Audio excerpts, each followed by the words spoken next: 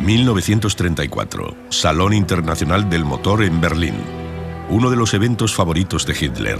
Aquí promociona el proyecto más audaz de la propaganda nazi, la construcción de autopistas. Hitler adoraba la movilidad y le encantaban los coches. Saltaba a la vista. Semanas después de convertirse en canciller, Hitler hace una promesa. Su plan para construir carreteras y fabricar automóviles devolverá el esplendor a Alemania, acabando con años de penurias y desempleo. En mi opinión, dice, la forma más apropiada de que los alemanes recuperen sus trabajos es revitalizar la economía alemana por medio de proyectos de gran magnitud. Las carreteras del Reich fueron promocionadas y anunciadas como los caminos del Führer. Para Hitler, las carreteras son símbolo del regreso al poder de Alemania tras la humillante derrota en la Primera Guerra Mundial. La juventud de Alemania las construirá. La construcción de las autopistas se concibió de forma deliberada para emplear a tantas manos como fuera posible. No fue esencialmente mecanizada, sino mediante cantidad de tipos con palas. Hitler también promete construir millones de coches del pueblo baratos para las masas, pero nunca cumplió tales promesas. Ni una sola persona que solicitó el coche llegó a tenerlo, porque estalló la guerra y las fábricas se reconvirtieron con fines militares. En cambio, millones de trabajadores y prisioneros sufren y mueren construyendo carreteras que nunca verán su conclusión porque Hitler solo tiene un objetivo: hacer la guerra. Sus autopistas son solo otro camino hacia la destrucción de Alemania.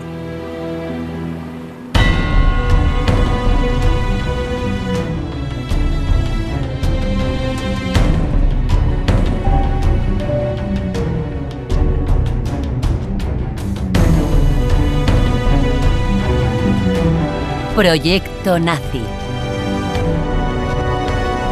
Las carreteras de Adolf Hitler. 1924. Castillo de Landsberg, sur de Alemania. Adolf Hitler está encarcelado ahí por intentar un golpe de Estado, pero las autoridades son pasmosamente tolerantes. Las condiciones de vida de Hitler en la cárcel distan mucho de ser duras. Recibe muchas visitas y dispone de muchos libros. Durante este retiro forzoso, Hitler vuelve a leer uno de sus favoritos, la autobiografía de Henry Ford.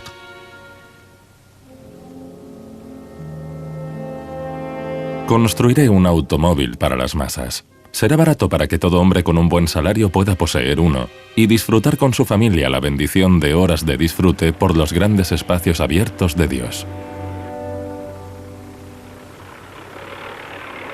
Hitler se inspira en la idea de la motorización en masa de Ford y también se identifica con él, un brillante industrial de orígenes humildes que creó el coche más famoso del mundo, el Modelo T. En cuanto queda en libertad, Hitler comienza a hacer campaña del partido nazi por toda Alemania. Pero ahora se niega a subir a aburridos trenes. En su lugar, prefiere viajar en coche para poner de manifiesto su visión de la reconstrucción nacional a través de la motorización.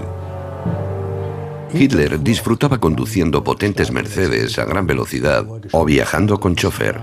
Era un apasionado de los coches. Los desfiles en coche de Hitler son una novedad. En esa época, tener coche era todavía privilegio de ricos.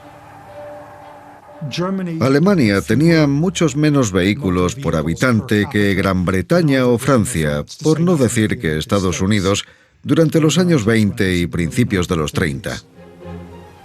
Hitler quería hacer por Alemania lo que Ford había hecho por Estados Unidos, así que presiona a su partido para que haga 3 promesas: empleos, coches y carreteras para todos. Promocionó y anunció que la economía alemana podría recuperar su esplendor gracias a la fabricación de vehículos y a la construcción de carreteras. En 1933, Hitler consulta a un experto en construcción de carreteras, leal miembro del partido nazi. Su nombre es Fritz Todt. Todt era ingeniero de caminos, constructor de carreteras. Tenía un puesto importante en una empresa constructora de prestigio. Se afilió al partido nazi en sus inicios, en 1922 o 1923. Al contrario que otros nazis, era muy competente en su campo y la mayoría le describen como un tipo muy sensato. La persona clave en el desarrollo y ejecución de las autopistas fue sin duda Fritz Todt.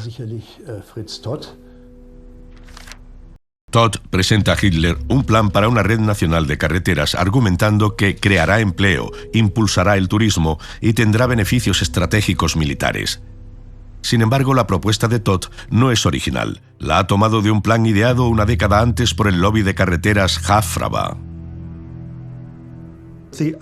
El programa de carreteras comenzó en la República de Weimar, pero la primera autopista se construyó entre Bonn y Colonia, lo que se suponía que era el primer tramo de la que uniría Hamburgo, Frankfurt y Basilea, la Jafraba.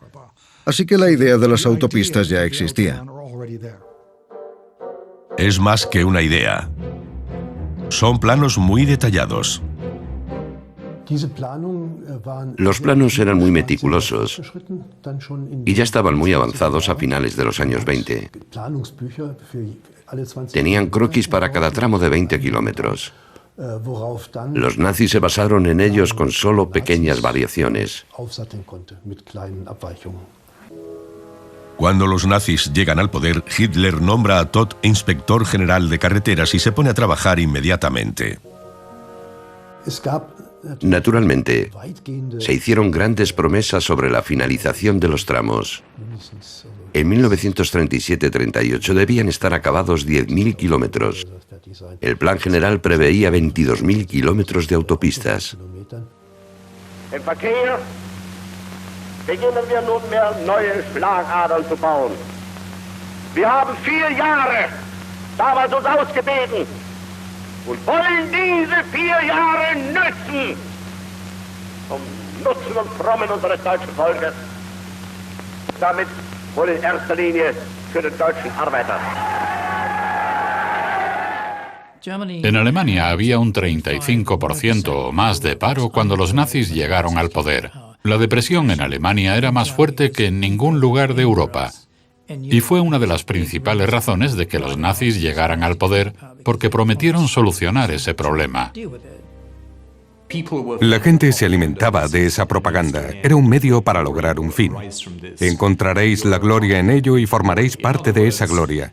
En otras palabras, vivían tiempos épicos, y si querían formar parte de ellos, debían trabajar en las carreteras para poder recibir después su recompensa. Recibirían los productos en camiones, el transporte sería rápido y les esperaba un futuro halagüeño. Muchos desempleados se lanzaron a solicitar trabajar en las carreteras. Los archivos federales tienen registros de desempleados que enviaban poemas, pretendiendo con ello tener prioridad para trabajar en las carreteras. Haciendo cola en el paro he pasado años. Ahora por fin tengo una pala en la mano. El trabajo físico no me asusta. Es la innegable cura para una vida adusta. Por eso trabajo agradecido, para el maestro constructor de todo reino nacido, para dar forma a la joya de la corona de este grandioso plan. ¡Viva el Reich y su carretera! La construcción de las autopistas se concibió de forma deliberada para emplear a tantas manos como fuera posible. No fue esencialmente mecanizada, sino mediante cantidad de tipos con palas. Lo habitual era que los obreros recibieran ropa de trabajo y fueran equipados con picos y palas. Las autoridades les daban de baja como desempleados. Iban andando o eran llevados a las obras en camiones conducidos por miembros de las SA en una especie de marcha triunfal. La población mostró un gran interés. Cientos de miles de personas se congregaban en torno a las obras. Esta ceremonia de vuelta al trabajo tiene lugar por todo el país. Todt planea cuidadosamente la construcción de las carreteras para difundir el mensaje propagandístico lo máximo posible. Todos los alemanes deben sentir que se benefician directamente de las carreteras. El comienzo de cada obra seguía más o menos el mismo patrón. Todo estaba diseñado para la propaganda, tanto en imagen como en sonido. Era importante que la radio estuviera siempre allí para difundirlo, así como el noticiario cinematográfico semanal. Y cuando las cámaras ruedan, incluso el Führer se ensucia las manos. Hitler les dice a los trabajadores que entiende sus necesidades porque él también ha sufrido una juventud humilde antes de su ascenso al poder. Antes solían decir, ¿qué quieres ser? ¿Albañil o pintor? Pero me alegra y enorgullece que el destino me obligara a elegir este camino. Quizá por eso tengo un conocimiento más profundo que otros sobre el trabajador alemán y su carácter, pero también sobre sus necesidades vitales. Hoy en día, es difícil imaginar el impacto que tuvieron las carreteras en la mentalidad de la gente a través de los medios. Fritz Todt se ocupa personalmente de la propaganda relativa a las carreteras, edita la publicación semanal El Camino y encarga películas que retratan el proyecto del Führer como un camino milagroso hacia la recuperación. Pero eso no le distrae de la tarea de supervisión de los detalles técnicos. Las carreteras debían cumplir ciertos requisitos. 2 carriles en ambas direcciones, separados por una mediana central. No debían tener intersecciones y estaban reservadas para el tráfico de automóviles. En las primeras fases de la planificación hubo muchos ingenieros de ferrocarriles, lo que implicaba que sus planes seguían el estilo de las vías ferroviarias. Vías elevadas y preferiblemente rectas, cubriendo largas distancias. Todt desecha la eficiencia de las líneas rectas. Prefiere un diseño conocido como el camino curvado. En esta concepción del camino curvado, confluyen 2 aspectos. Primero, se debía poder disfrutar el paisaje para promocionar el turismo y los viajes, lo que era una prioridad. Querían que el conductor disfrutara de una vista panorámica, un concepto copiado de Estados Unidos. Esos diseños estaban basados en la idea de que el paisaje deleitaba a los usuarios de las carreteras. Aunque Todt copia el camino curvado de Norteamérica, insiste en que la ideología nazi hace a las carreteras alemanas distintas. Después de todo, escribió, las carreteras pueden ser construidas por cualquier nación, pero debemos ser los primeros en tejer nuestra tierra con esos hilos de luz. Tan admirables y sentidas como obra del nacionalsocialismo, no es mera casualidad. Estas carreteras son testimonio de la unidad del Reich. Conducir por los caminos del Führer es a la vez una experiencia recomendable y política. Son el apogeo de la modernidad, así como monumentos del poder de Alemania. El primer tramo de carretera completado por los nazis une Frankfurt con Darmstadt en mayo de 1935. Miles de personas se agolpan en la ruta de 22 kilómetros, pero no hay aún muchos conductores, ya que pocos alemanes tienen coche. Alemania era un país poco motorizado. Si vemos películas antiguas de esas carreteras, apenas se ven coches por ellas, solo 1 o 2. Hitler detesta el hecho de que los coches sean demasiado caros para muchos alemanes. Es amargo pensar que millones de valientes, compañeros trabajadores, no puedan tener su propio vehículo. Esta clase social se beneficiaría de tener coches propios, especialmente los domingos y en vacaciones. Sería una fuente de felicidad desconocida para ellos.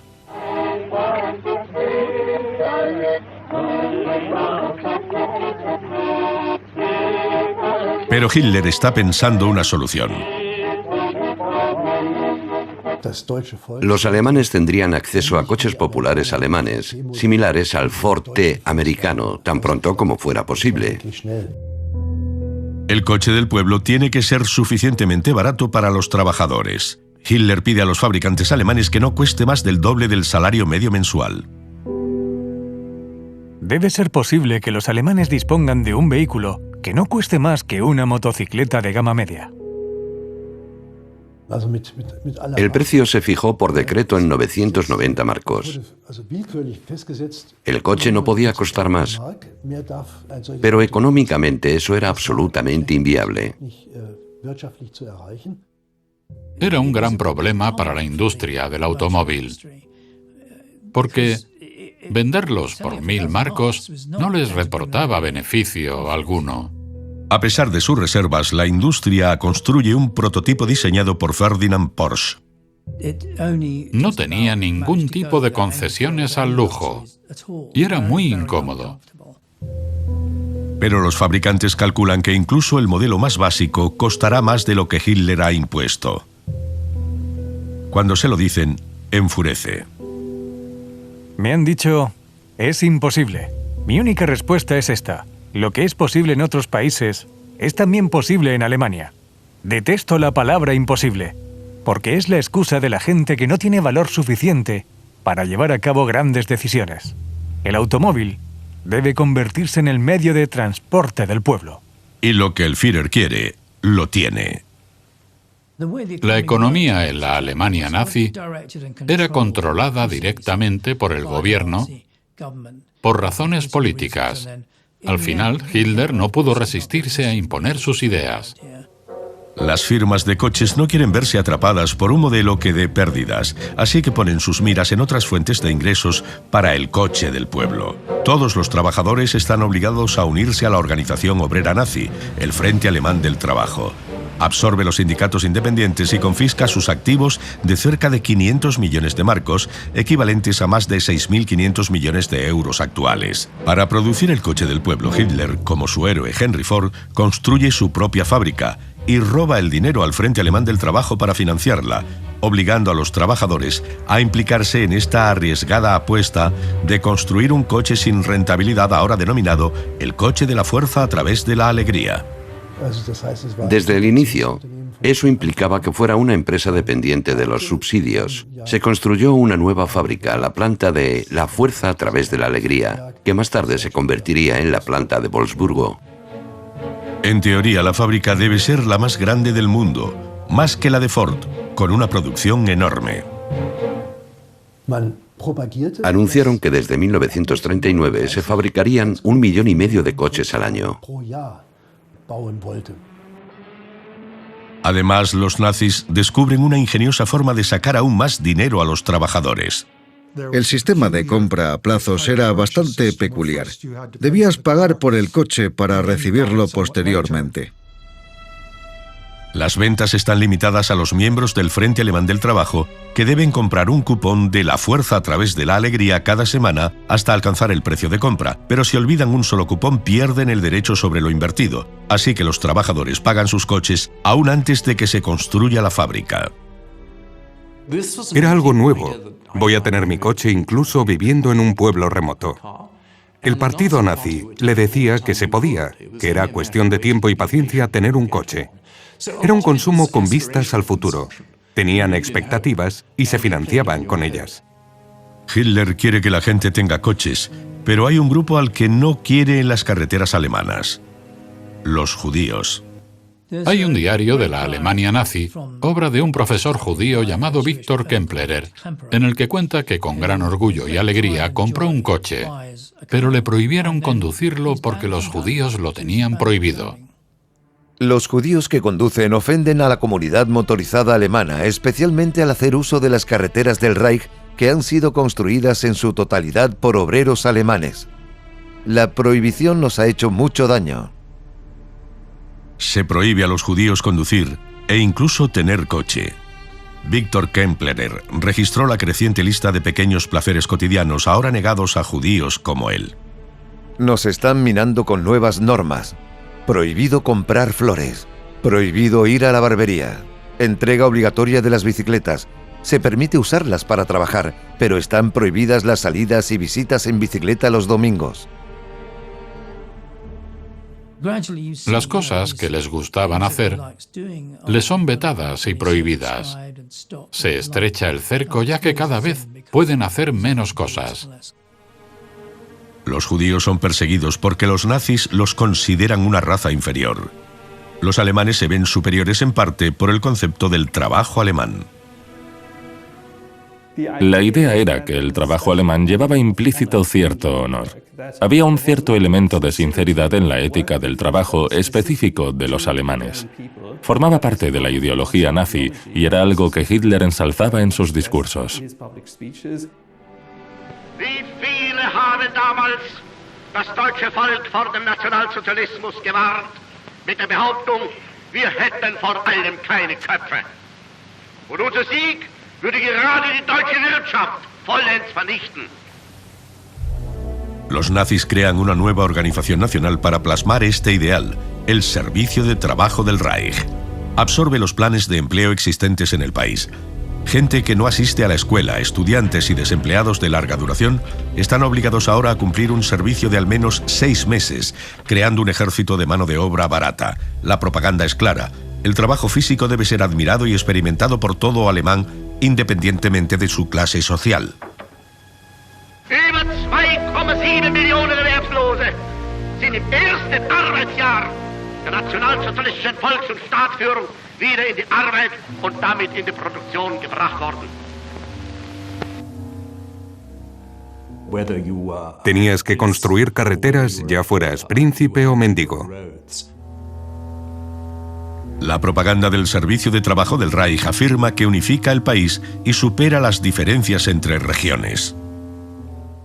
El Servicio de Trabajo del Reich fue una gran organización del régimen nazi porque sirvió como elemento de propaganda nazi.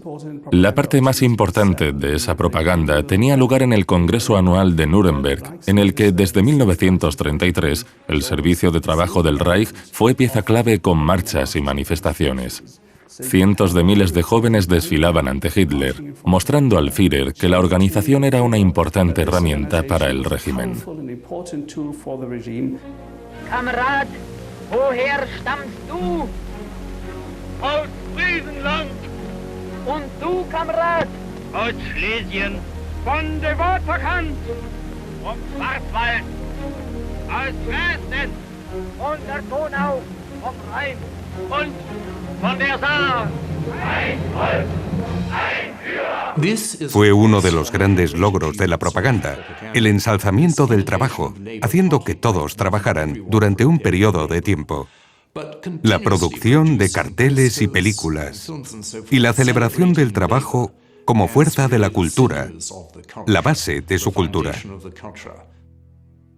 Fue un símbolo del régimen en su intento de superar la Gran Depresión. Jóvenes trabajadores, casi siempre hombres, que trabajaban para demostrar que el régimen intentaba ayudar al pueblo. Era un activo, un intento de superar la crisis y el elemento más importante de su propaganda. Jóvenes paseando con sus picos por los pueblos, cantando canciones, felices por volver a trabajar.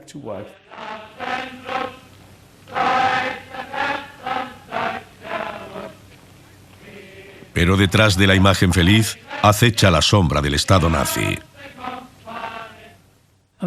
El Servicio de Trabajo tenía un elemento de coerción. La idea nazi del trabajo era la de sacrificarse por la nación, voluntariamente o no. El servicio se gestiona de una forma casi militar. El Servicio de Trabajo del Reich tenía un uniforme específico, marrón, no muy bonito. Los miembros del Tercer Reich solían quejarse del uniforme, ya que parecía casi militar y tenía esas insignias y placas que distinguen a las personas en la organización militar. Todos teníamos una pala de trabajo y un segundo pico que afilábamos constantemente, como si fuera un arma. Nos obligaban a que brillaran bajo el sol.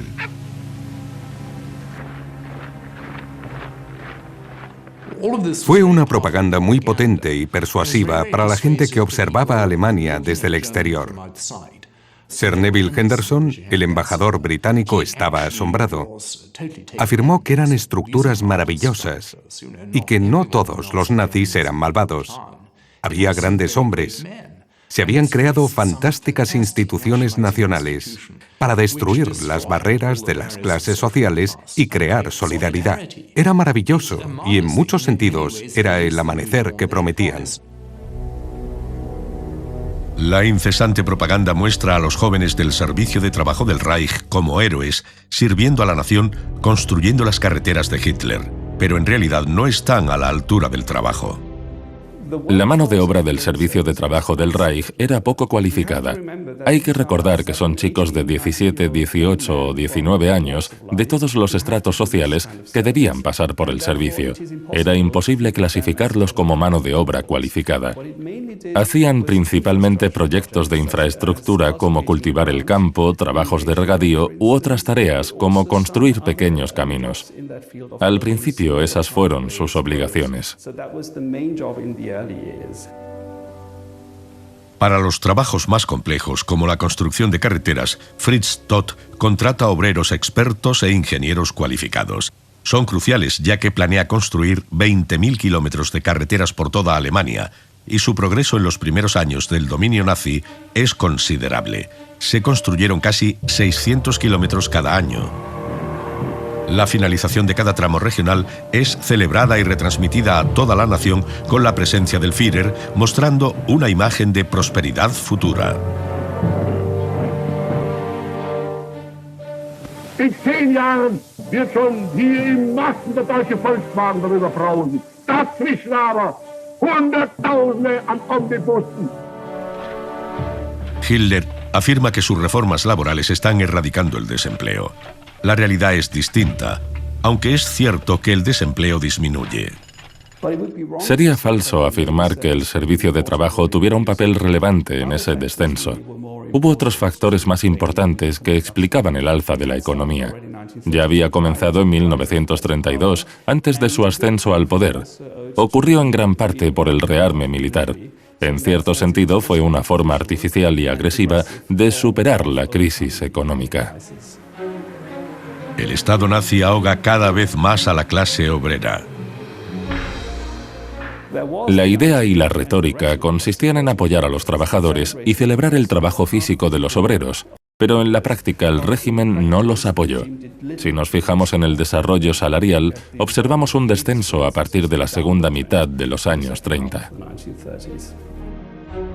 Los trabajadores habían creado sindicatos para proteger sus intereses, pero el Frente Alemán de Trabajo que los sustituye existe para controlarlos, no los representa. El Frente no se ocupa de las condiciones de los trabajadores de las carreteras. Construir autopistas conlleva obras en distintos lugares. Los obreros vivían en alojamientos temporales austeros. Comían lo básico. El salario no era gran cosa y si protestabas, te metías en problemas. El día comenzaba con el izado de la bandera, a lo que seguía una jornada de trabajo muy rutinario. 8 horas diarias, a veces 10, de duro trabajo físico. Esto conllevaba graves problemas de salud. Se acuñó un término que casi se convierte en enfermedad diagnosticada: el mal del paleador. Era causado por el esfuerzo de excavar el terreno.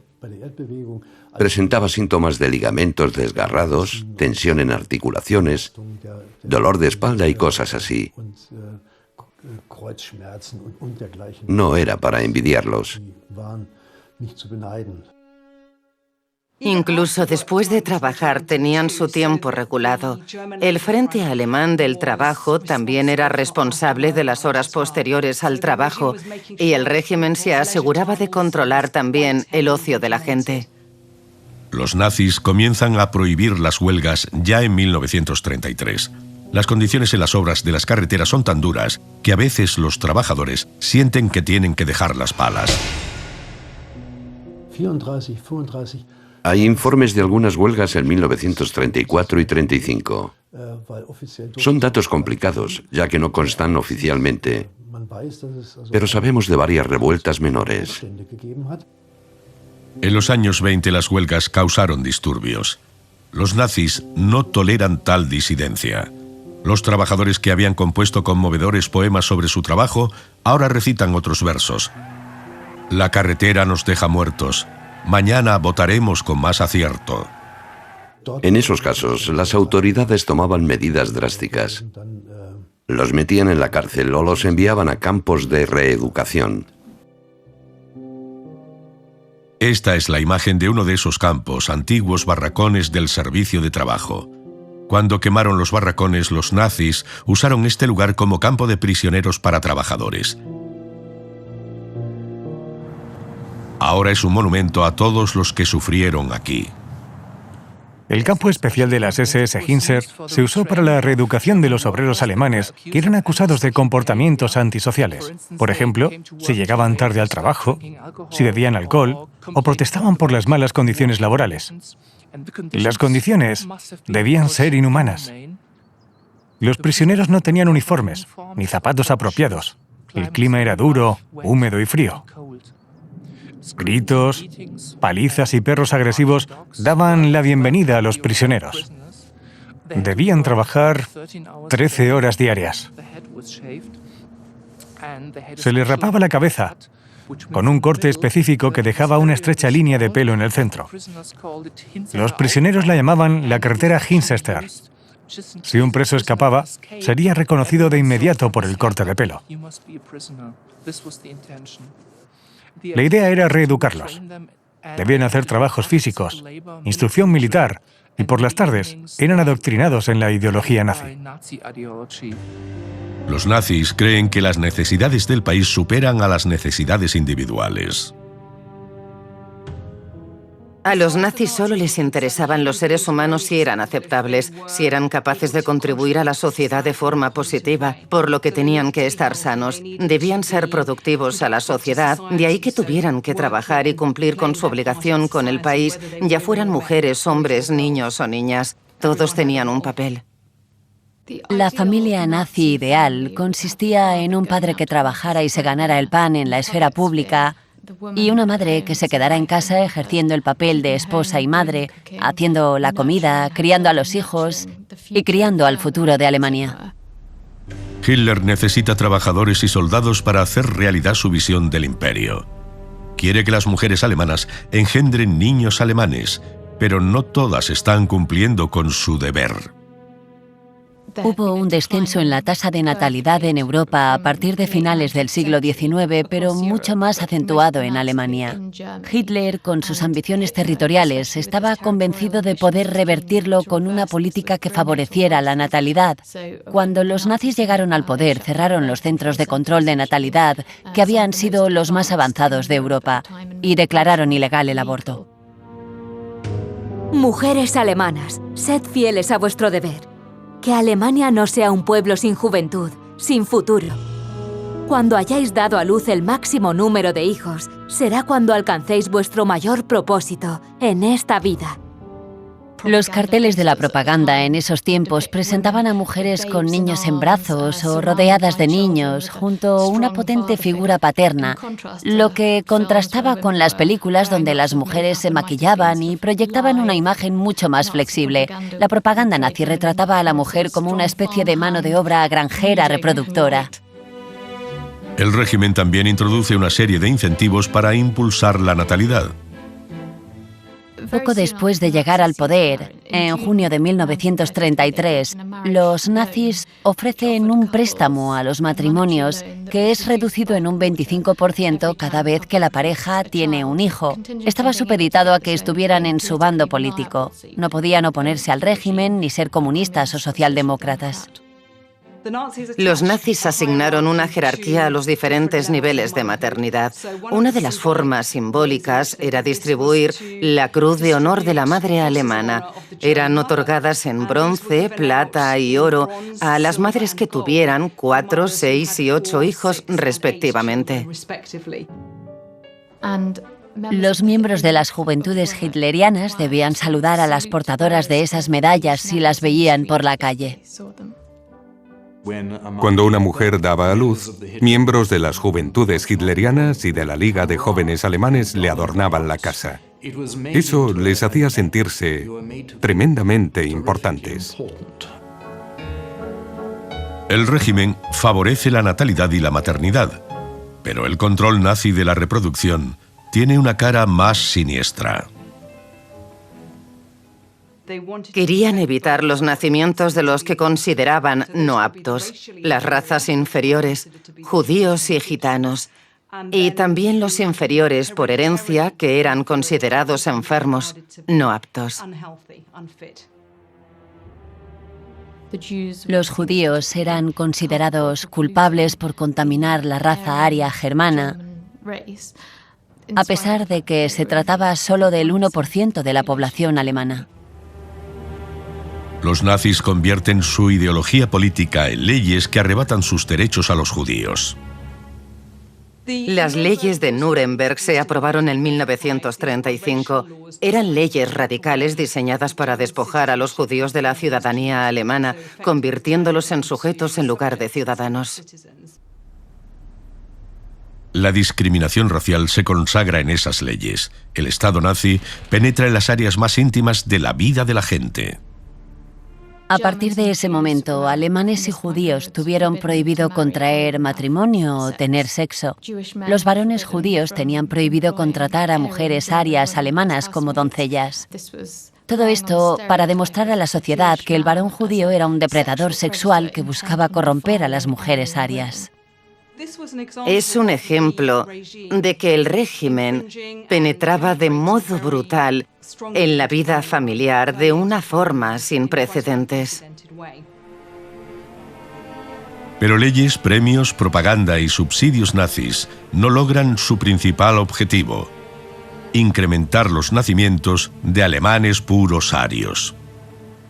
Hubo un ligero incremento de la natalidad durante el periodo nazi, pero más bien fue resultado de la recuperación tras la Gran Depresión. Poco tuvo que ver con los esfuerzos impuestos por la propaganda. Los miembros del partido no podían vigilar a las parejas ni obligarlas a procrear. Que las mujeres tengan hijos o no viene provocado tanto por la economía como por la política nazi o la propaganda. 2 millones de hombres murieron en la Primera Guerra Mundial, por lo que muchas mujeres deben trabajar para subsistir. Están demasiado ocupadas llevando el pan a sus casas para procrear. La realidad era que las mujeres trabajadoras no pensaban en la emancipación o realización personal. Trabajaban porque el salario de su marido era insuficiente. Trabajaban por necesidad económica. La mano de obra femenina alemana supera a la de Gran Bretaña o Estados Unidos, pero los nazis las prefieren en papeles más femeninos, como la agricultura. Las mujeres trabajaban frecuentemente en granjas, pero también trabajaban en fábricas y cada vez había más secretarias. A los nazis les agradaba que las mujeres trabajaran si así lo querían, pero en lo que consideraban sus ámbitos naturales. Pero Hitler está llevando al país hacia la guerra. Una vez militarizada la economía, el régimen se ve obligado a suavizar el rol laboral de las mujeres porque el alistamiento militar obliga a muchos hombres a abandonar sus puestos de trabajo. A partir de la primavera de 1935, todos los jóvenes debían alistarse en las Fuerzas Armadas. Eso supuso 2 millones de personas. Si no tenían trabajo, debían alistarse en el ejército. La formación de ese gran ejército comenzó en 1933, pero en el 36 y 37 la industria armamentística absorbía los recursos y la mano de obra de la economía. Es necesaria una nueva fuente de mano de obra para reemplazar a los obreros varones. Se abandonan los principios ideológicos nazis. Incluso las madres dejan el hogar marital para trabajar. Las mujeres eran una mano de obra barata comparada con los hombres y sus salarios siguieron siendo más bajos que los de ellos. Eran un recurso que el régimen no podía permitirse ignorar en pleno proceso de rearme. Pero antes de que Hitler empiece su guerra en el este, quiere fortificar primero la frontera en el oeste. Ordena a Fritz Todt la construcción de una enorme estructura defensiva, el Muro del Oeste, pero su mano de obra está ocupada construyendo carreteras, así que Todt recurre a los poco cualificados trabajadores del servicio de trabajo del Reich. El servicio formó parte de la construcción de esas fortificaciones en el oeste del país, el llamado Muro del Oeste.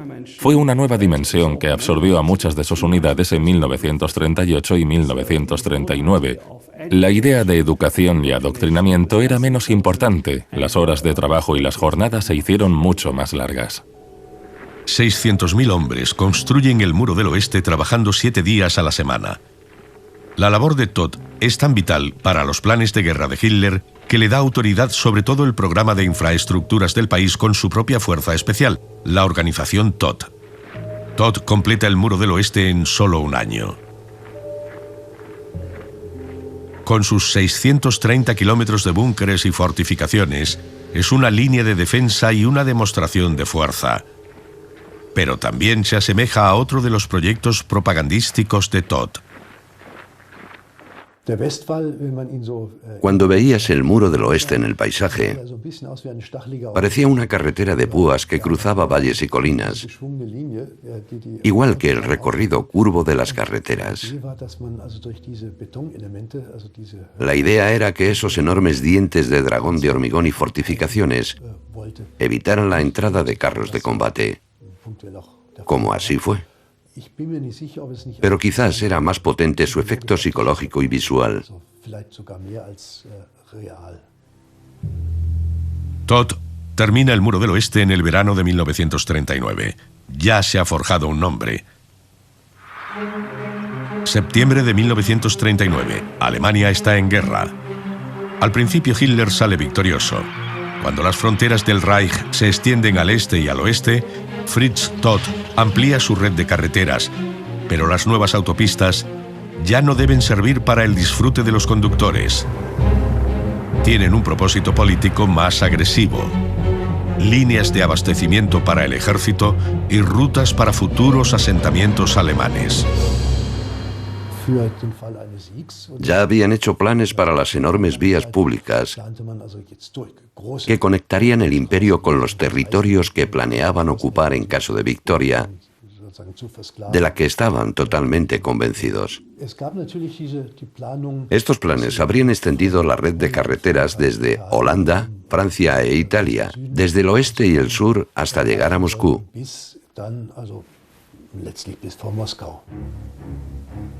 Son grandes planes, pero en su propio país no hay suficiente mano de obra para construir las carreteras. Los trabajadores se sienten atraídos por los altos salarios que pagan trabajando en el Muro del Oeste, así que si quiere extender su red de carreteras, Todt tiene que encontrar otra solución. Anteriormente, se había rechazado ya una opción: la mecanización, recurrir a la tecnología. En los inicios esos trabajos se habían hecho exclusivamente a mano, pero ahora se empiezan a mandar máquinas para construir carreteras que reemplazan a los obreros. En las carreteras la mecanización ayuda, pero las máquinas no pueden reemplazar por completo a los hombres, por lo que Todt se ve obligado a abandonar otro principio nazi clave. Previamente, se habló de utilizar a los judíos de los campos de concentración, pero Todt se negaba argumentando que las honorables autopistas alemanas no serían mancilladas por manos judías. Todt usa a regañadientes prisioneros judíos de campos de concentración para las carreteras del Führer, pero la decisión no afecta a su carrera. De hecho, gana poder cuando Hitler le encarga una tarea aún más importante. Durante la guerra fue nombrado ministro del Reich de Armamento y Munición. Demostró con éxito su pericia y fue considerado una autoridad. La organización Todt también fue al este, a Polonia, Rusia y Ucrania, para construir carreteras, alojamientos, etc. Todo lo que fuera ingeniería militar, especialmente la construcción de puentes. La organización Todt se vio inmersa en misiones destructivas en la Segunda Guerra Mundial. El ejemplo más importante fue la construcción de las autopistas Durkheimstrassen, en las partes ocupadas del este, donde muchos obreros y judíos fueron obligados a trabajar. De ahí partió la idea de exterminarlos a través del trabajo. A partir de 1941, la organización Todt usa como mano de obra a prisioneros de guerra para construir las Durkheimstrassen o vías públicas. Esos hombres son explotados literalmente hasta morir. Cuanto más te alejaras del centro del imperio, más te alejabas de la zona donde la gente podía observarte. Y cuando más avanzaba la guerra, y más problemática se volvía, menos dudaban en usar trabajos forzados. Ya ni siquiera querían ocultar que los hombres trabajaban hasta morir.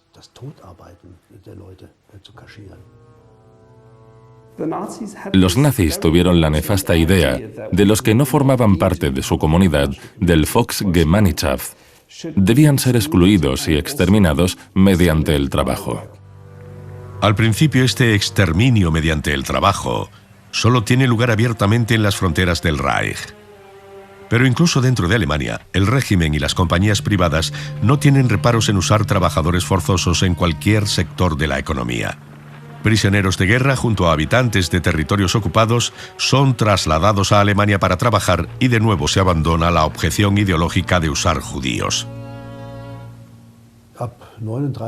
Después de 1939 y 1940, llegaron a incorporar mano de obra judía.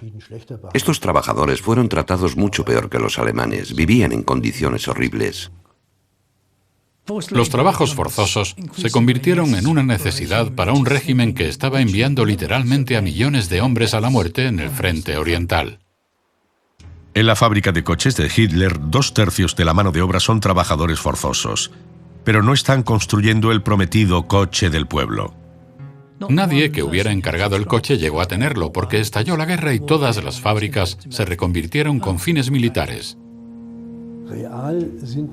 En realidad, solo se fabricaron 600 coches, la mayoría para exhibiciones o propósitos similares. En su lugar construyeron 50.000 Kübelwagen y unos 15.000 Schwimmwagen anfibios, ambos vehículos militares. El coche del pueblo solo existió en las películas de propaganda o en viajes con el mismo fin.